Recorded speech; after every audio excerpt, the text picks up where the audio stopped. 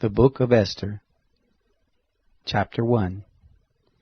Now it happened in the days of Ahasuerus, this is Ahasuerus who reigned from India even to Ethiopia, over 127 provinces, that in those days, when the king Ahasuerus sat on the throne of his kingdom, which was in Shushan the palace, in the 3rd year of his reign, he made a feast to all his princes and his servants, the power of Persia and Media, the nobles and princes of the province being before him, when he demonstrated the riches of his glorious kingdom and the honor of his excellent majesty many days, even 180 days.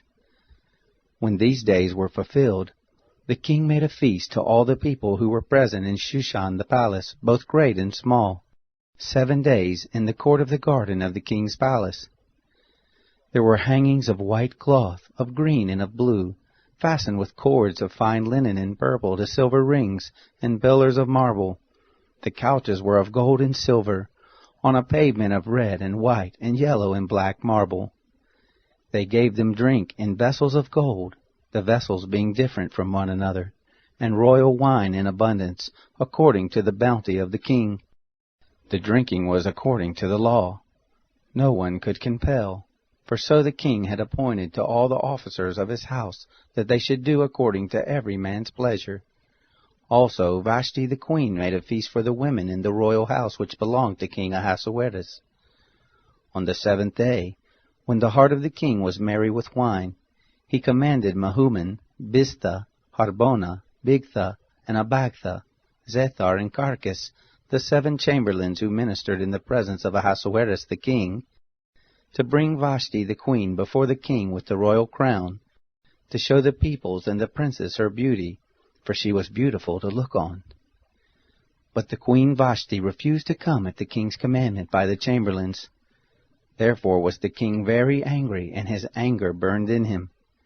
Then the king said to the wise men who knew the times, for so was the king's manner toward all who knew the law and judgment, and the next to him were Carshena, Shesar, Admatha, Tarshish, Meres, Marsena, and Memucan, the 7 princes of Persia and Media, who saw the king's face and sat first in the kingdom.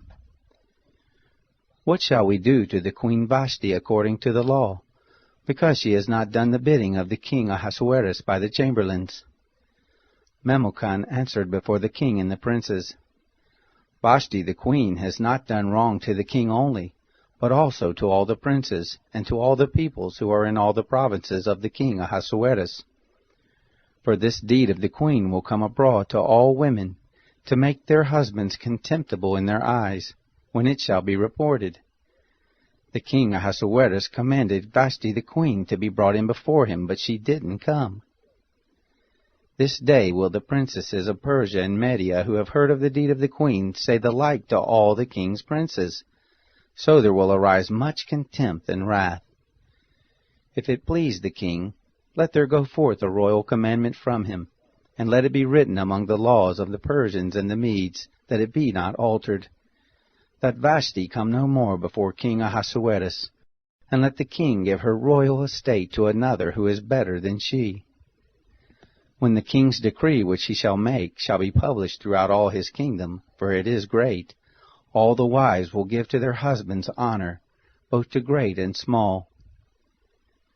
The saying pleased the king and the princes, and the king did according to the word of Memucan, for he sent letters into all the king's provinces, into every province according to the writing of it, and to every people after their language, that every man should bear rule in his own house, and should speak according to the language of his people. Chapter 2. After these things, when the wrath of King Ahasuerus was pacified, he remembered Vashti, and what she had done, and what was decreed against her. Then said the king's servants who ministered to him, Let there be beautiful young virgins sought for the king, and let the king appoint officers in all the provinces of his kingdom, that they may gather together all the beautiful young virgins to Shushan the palace, to the house of the women, to the custody of Haggai the king's chamberlain, keeper of the women, and let their things for purification be given them, and let the maiden who pleases the king be queen instead of Vashti. The thing pleased the king, and he did so.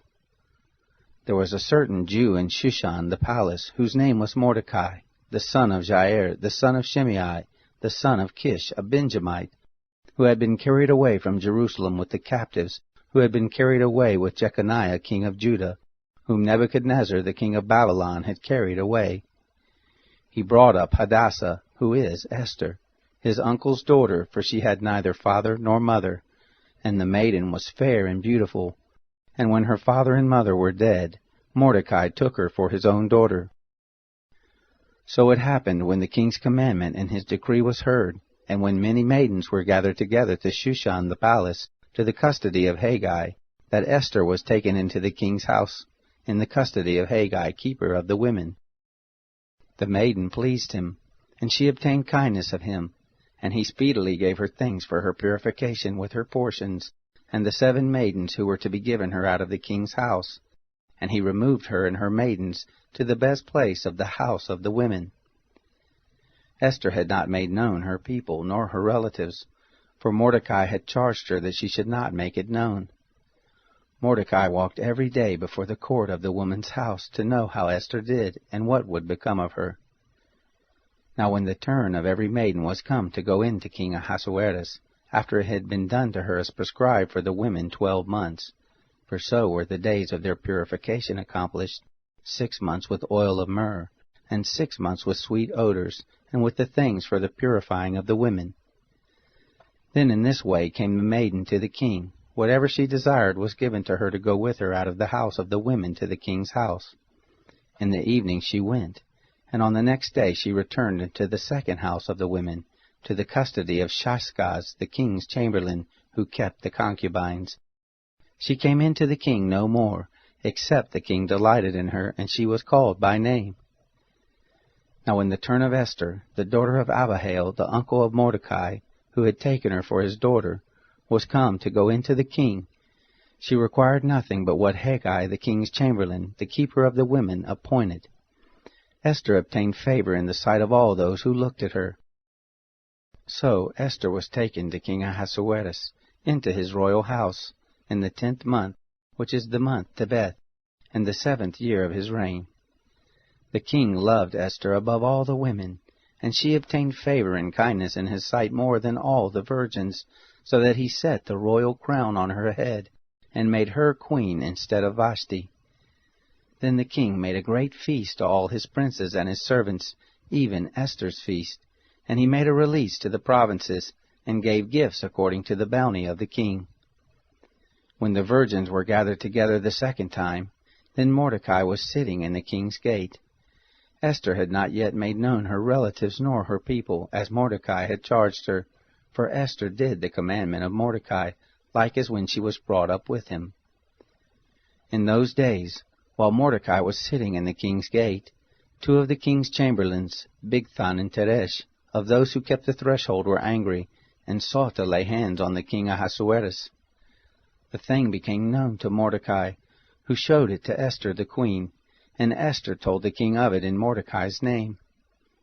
When inquisition was made of the matter, and it was found to be so, they were both hanged on a tree, and it was written in the book of the Chronicles before the king.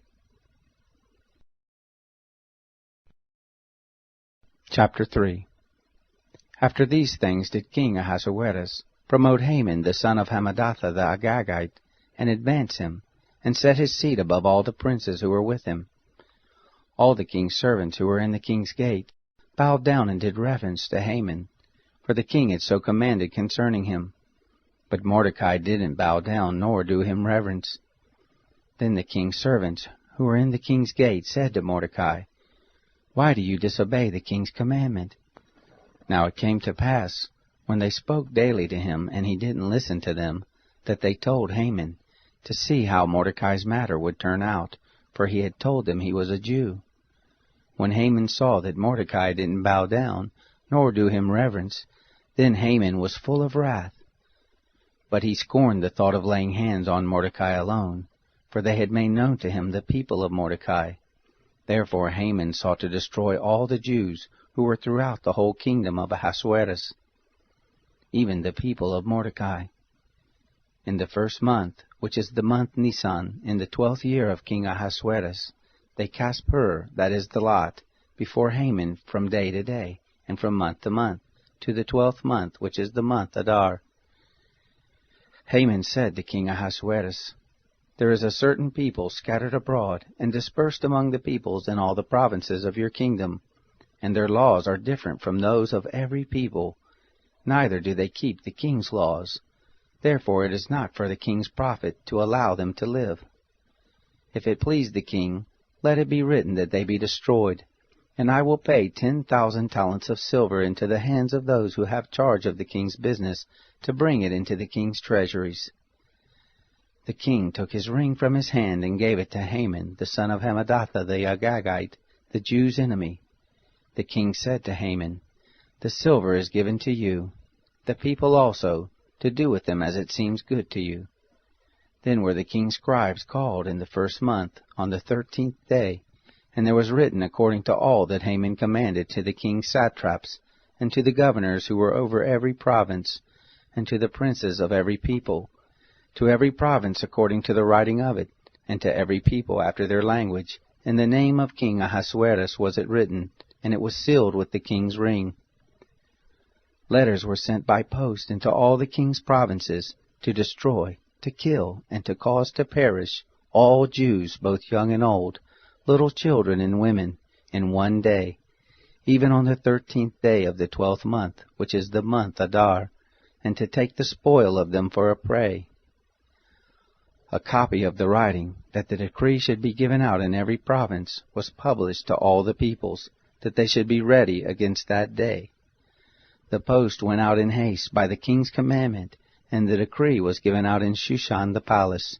The king and Haman sat down to drink, but the city of Shushan was perplexed.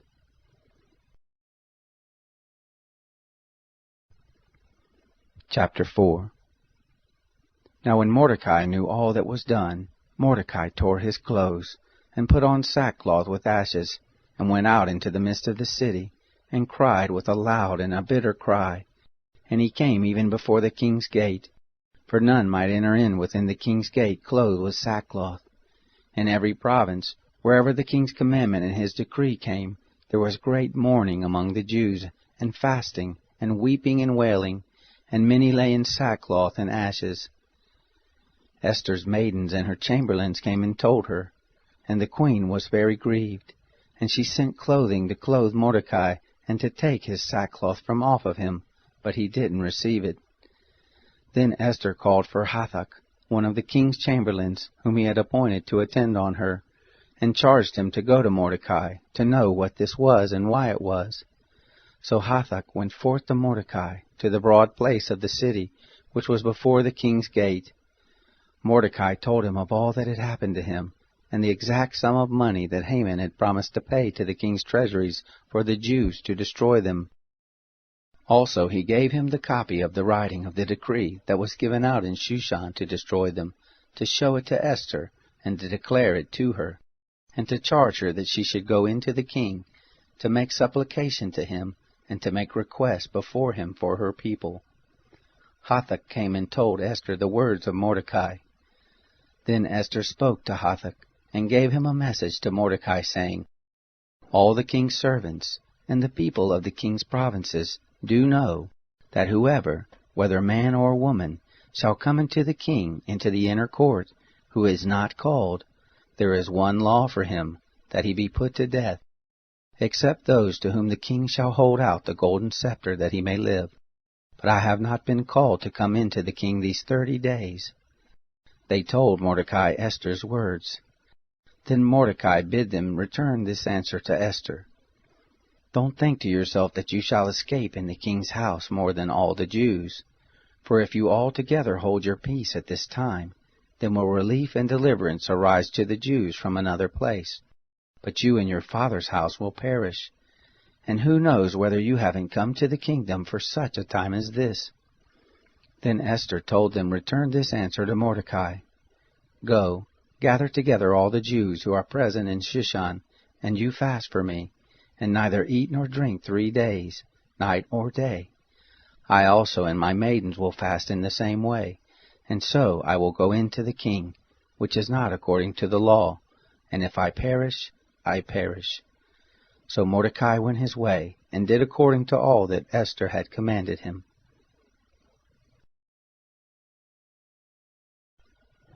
Chapter 5. Now it happened on the third day that Esther put on her royal clothing, and stood in the inner court of the king's house, over against the king's house, and the king sat on his royal throne in the royal house, over against the entrance of the house. It happened, when the king saw Esther the queen standing in the court, that she obtained favor in his sight, and the king held out to Esther the golden scepter that was in his hand.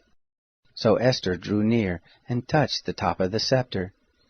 Then the king said to her, "What do you want, Queen Esther, and what is your request? It shall be given you even to the half of the kingdom."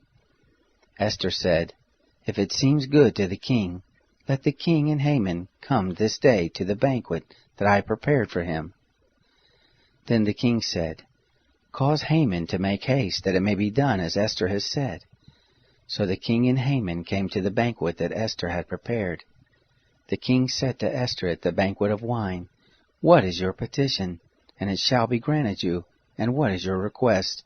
Even to the half of the kingdom it shall be performed." Then answered Esther, and said, "My petition and my request is, if I have found favor in the sight of the king, and if it please the king to grant my petition and to perform my request, let the king and Haman come to the banquet that I shall prepare for them, and I will do tomorrow as the king has said." Then went Haman forth that day joyful and glad of heart. But when Haman saw Mordecai in the king's gate, that he didn't stand up nor move for him, he was filled with wrath against Mordecai. Nevertheless, Haman refrained himself and went home, and he sent and fetched his friends and Zeresh his wife. Haman recounted to them the glory of his riches, and the multitude of his children, and all the things in which the king had promoted him, and how he had advanced him above the princes and servants of the king. Haman said, moreover, "Yes, Esther the queen, let no man come in with the king to the banquet that she had prepared but myself, and tomorrow also I am invited by her together with the king. Yet all this avails me nothing, so long as I see Mordecai the Jew sitting at the king's gate." Then said Zeresh his wife, and all his friends to him, "Let a gallows be made 50 cubits high, and in the morning speak to the king, that Mordecai may be hanged on it. Then you go in merrily with the king to the banquet." The thing pleased Haman, and he caused the gallows to be made. Chapter 6. On that night the king couldn't sleep, and he commanded to bring the book of records of the Chronicles, and they were read before the king. It was found written that Mordecai had told of Bigthana and Teresh, 2 of the king's chamberlains of those who kept the threshold, who had sought to lay hands on the king Ahasuerus. The king said, "What honor and dignity has been bestowed on Mordecai for this?" Then the king's servants who ministered to him said, "Nothing has been done for him." The king said, "Who is in the court?" Now Haman had come into the outward court of the king's house to speak to the king to hang Mordecai on the gallows that he had prepared for him. The king's servant said to him, "Behold, Haman stands in the court." The king said, "Let him come in." So Haman came in. The king said to him, "What shall be done to the man whom the king delights to honor?" Now Haman said in his heart, "To whom would the king delight to do honor more than to myself?" Haman said to the king, "For the man whom the king delights to honor, let royal clothing be brought which the king uses to wear, and the horse that the king rides on, and on the head of which a royal crown is set, and let the clothing and the horse be delivered to the hand of one of the king's most noble princes, that they may array the man therewith whom the king delights to honor, and cause him to ride on horseback through the street of the city, and proclaim before him, 'Thus shall it be done to the man whom the king delights to honor.'" Then the king said to Haman, "Make haste, and take the clothing and the horse as you have said, and do even so to Mordecai the Jew, who sits at the king's gate. Let nothing fail of all that you have spoken." Then Haman took the clothing and the horse, and arrayed Mordecai, and caused him to ride through the street of the city, and proclaim before him, "Thus shall it be done to the man whom the king delights to honor." Mordecai came again to the king's gate, but Haman hurried to his house, mourning and having his head covered. Haman recounted to Zeresh's wife and all his friends everything that had happened to him.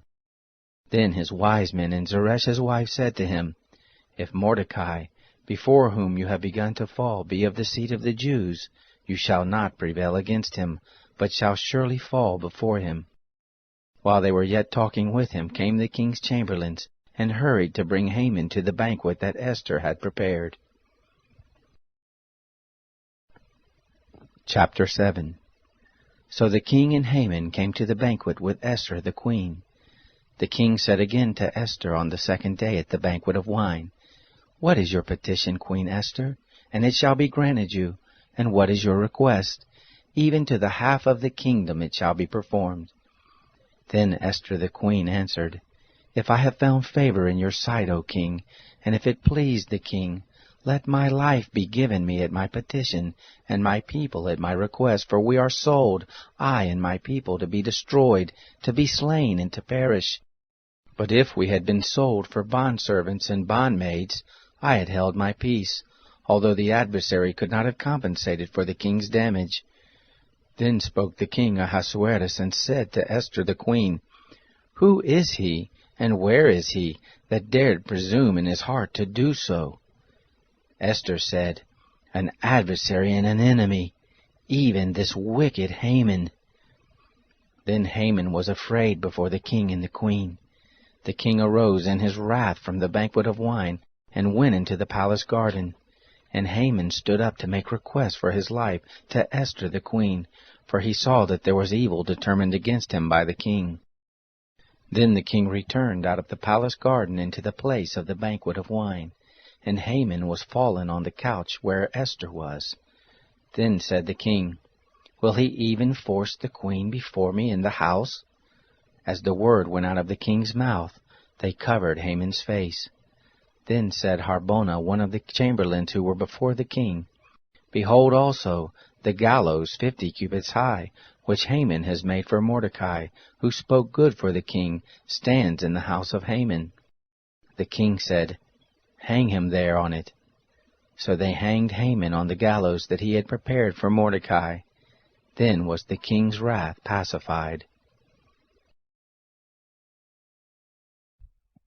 Chapter 8. On that day did the king Ahasuerus give the house of Haman the Jew's enemy to Esther the queen. Mordecai came before the king, for Esther had told what he was to her.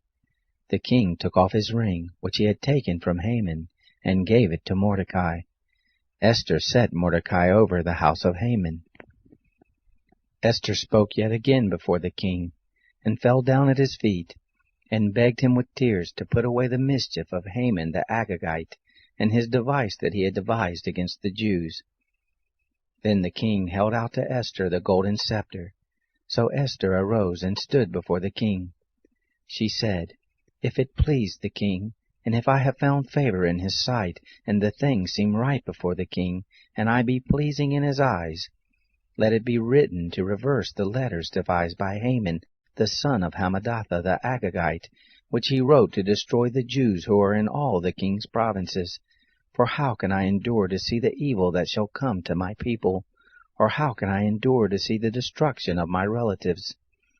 Then the king Ahasuerus said to Esther the queen and to Mordecai the Jew, "See, I have given Esther the house of Haman, and him they have hanged on the gallows, because he laid his hand on the Jews.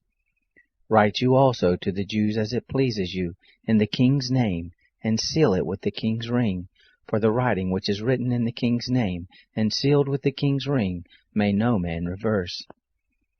Then were the king's scribes called at that time, in the 3rd month Sivan, on the 23rd day, and it was written according to all that Mordecai commanded to the Jews, and to the satraps, and the governors and princes of the provinces which are from India to Ethiopia, 127 provinces, to every province according to the writing of it, and to every people after their language, and to the Jews according to their writing and according to their language.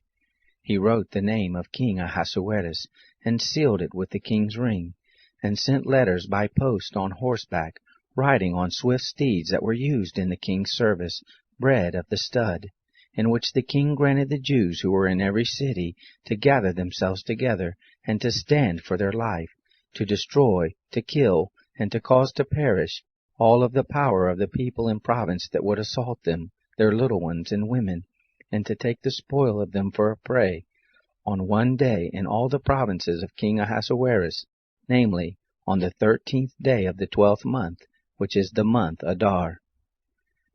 A copy of the writing, that the decree should be given out in every province, was published to all the peoples, and that the Jews should be ready against the day to avenge themselves on their enemies. So the post who rode on swift steeds that were used in the king's service went out, being hurried and pressed on by the king's commandment, and the decree was given out in Shushan the palace. Mordecai went forth from the presence of the king in royal clothing of blue and white, and with a great crown of gold, and with a robe of fine linen and purple, and the city of Shushan shouted and was glad. The Jews had light and gladness, and joy and honor. In every province, and in every city, wherever the king's commandment and his decree came, the Jews had gladness and joy, a feast and a good day. Many from among the peoples of the land became Jews, for the fear of the Jews was fallen on them. Chapter 9. Now in the 12th month, which is the month Adar, on the 13th day of the same, when the king's commandment and his decree drew near to be put in execution, on the day that the enemies of the Jews hoped to have rule over them, whereas it was turned to the contrary, that the Jews had rule over those who hated them, the Jews gathered themselves together in their cities throughout all the provinces of the king Ahasuerus, to lay hand on such as sought their hurt, and no man could withstand them, for the fear of them was fallen on all the peoples. All the princes of the provinces, and the satraps and the governors, and those who did the king's business helped the Jews, because the fear of Mordecai was fallen on them. For Mordecai was great in the king's house, and his fame went forth throughout all the provinces, for the man Mordecai grew greater and greater. The Jews struck all their enemies with the stroke of the sword, and with slaughter and destruction, and did what they would to those who hated them. In Shushan the palace, the Jews killed and destroyed 500 men, Parshandatha and Dalphon and Aspatha, and Poratha and Adelia, and Eradatha, and Parmashta and Arasai, and Aradai, and Vaizatha. The 10 sons of Haman the son of Hammedatha, the Jews' enemy, they killed, but they didn't lay their hand on the spoil. On that day the number of those who were slain in Shushan the palace was brought before the king. The king said to Esther the queen, "The Jews have slain and destroyed 500 men in Shushan the palace, and the 10 sons of Haman. What then have they done in the rest of the king's provinces? Now what is your petition? And it shall be granted you, or what is your further request? And it shall be done." Then said Esther, "If it please the king, let it be granted to the Jews who are in Shushan to do tomorrow also according to this day's decree, and let Haman's 10 sons be hanged on the gallows." The king commanded it so to be done, and a decree was given out in Shushan, and they hanged Haman's 10 sons. The Jews who were in Shushan gathered themselves together on the 14th day also of the month Adar, and killed 300 men in Shushan, but they didn't lay their hand on the spoil. The other Jews who were in the king's provinces gathered themselves together, and stood for their lives, and had rest from their enemies, and killed of those who hated them 75,000, but they didn't lay their hand on the spoil. This was done on the 13th day of the month Adar, and on the 14th day of the same they rested, and made it a day of feasting and gladness. But the Jews who were in Shushan assembled together on the 13th day of it, and on the 14th day of it, and on the 15th day of the same they rested, and made it a day of feasting and gladness. Therefore do the Jews of the villages who dwell in the unwalled towns make the 14th day of the month Adar a day of gladness and feasting, and a good day, and of sending portions one to another. Mordecai wrote these things, and sent letters to all the Jews who were in all the provinces of the king Ahasuerus, both near and far, to enjoin those that they should keep the 14th day of the month Adar, and the 15th day of the same yearly, as they should make them days of feasting and gladness, and of sending portions one to another, and gifts to the needy. The Jews undertook to do as they had begun, and as Mordecai had written to them, because Haman the son of Hammedatha the Agagite, the enemy of all the Jews, had plotted against the Jews to destroy them, and had cast pur, that is the lot, to consume them and to destroy them. But when the matter came before the king, he commanded by letters that this wicked device, which he had devised against the Jews, should return on his own head, and that he and his son should be hanged on the gallows. Therefore they called these days Purim, after the name of Pur. Therefore, because of all the words of this letter, and of that which they had seen concerning this matter, and that which had come to them, the Jews ordained and took on them and on their seed, and on all such as joined themselves to them, so that it should not fail, that they would keep these 2 days according to the writing of it, and according to the appointed time of it every year, and that these days should be remembered and kept throughout every generation, every family, every province, and every city, and that these days of Purim should not fail from among the Jews, nor the memory of them perish from their seed. Then Esther the queen, the daughter of Abihail, and Mordecai the Jew, wrote with all authority to confirm this second letter of Purim. He sent letters to all the Jews, to the 127 provinces of the kingdom of Ahasuerus, with words of peace and truth, to confirm these days of Purim in their appointed times, according as Mordecai the Jew and Esther the queen had enjoined them, and as they had ordained for themselves and for their seed, in the matter of the fastings and their cry. The commandment of Esther confirmed these matters of Purim, and it was written in the book.